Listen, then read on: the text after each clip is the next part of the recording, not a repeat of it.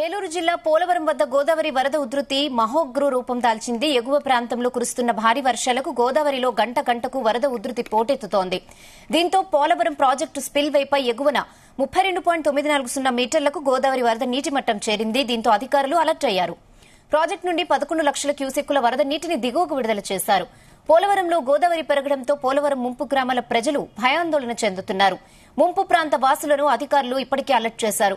వారందరినీ సురక్షిత ప్రాంతాలకు తరలిపోవాలంటూ ఆదేశాలు కూడా జారీ చేశారు.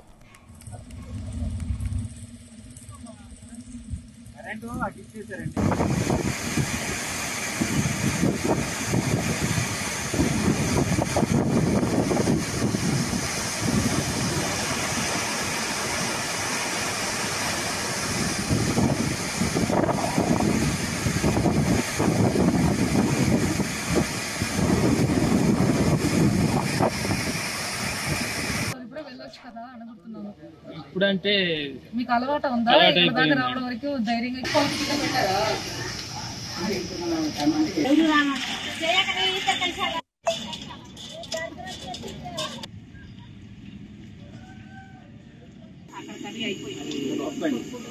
అయిపోయింది.